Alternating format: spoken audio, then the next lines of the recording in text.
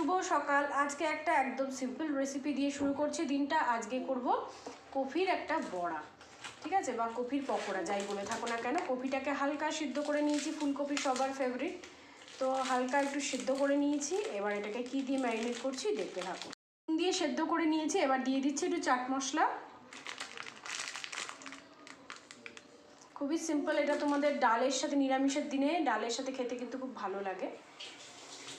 চাইলে তোমরা সসের সাথে সন্ধেবেলাও খেতে পারো অ্যাজ আ স্ন্যাক্স, সেটাও খুব ভালো লাগবে। আচ্ছা, একটু চিনি দিয়ে দিচ্ছি সামান্য,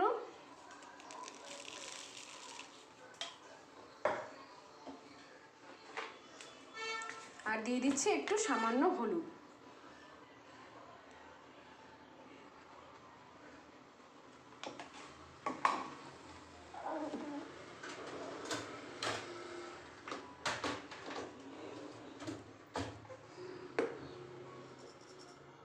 আচ্ছা, চিলি ফ্লেক্স একটু অ্যাড করছি যাতে একটু সামান্য ঝালটা আসে। এখানে তো লঙ্কার গুঁড়ো দেওয়া যায় না, তো একটু চিলি ফ্লেক্স আমি অ্যাড করলাম।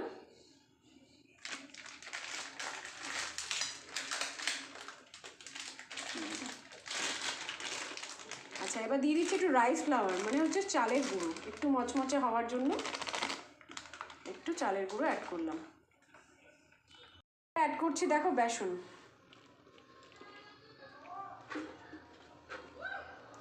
এবার এটাকে সুন্দর করে মাখিয়ে ম্যারিনেট করে রাখবো।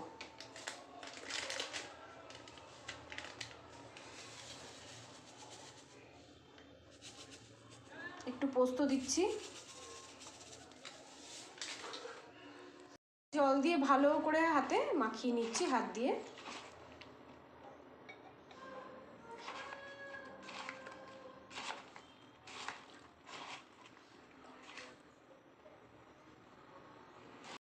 নিরামিষ, শনিবারে আমরা নিরামিষ খাই, তো আজকে মুগ ডাল করেছি টমেটো দিয়ে খুব সুন্দরভাবে, জিরে ফোড়ন দিয়ে, শুকনো লঙ্কা সব দিয়ে মুগ ডাল করা রয়েছে। আর এখানে রয়েছে লাল আলুর চোখা।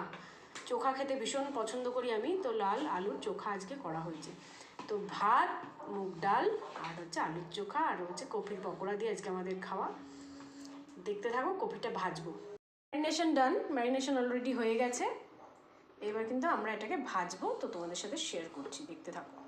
এবার কপিগুলোকে ভাজা হচ্ছে গরম তেল করে নিয়ে, সুন্দর ব্রাউনভাবে ভাজবো। এটা কিন্তু চায়ের সাথে স্ন্যাক্স হিসাবেও খুব ভালো লাগবে।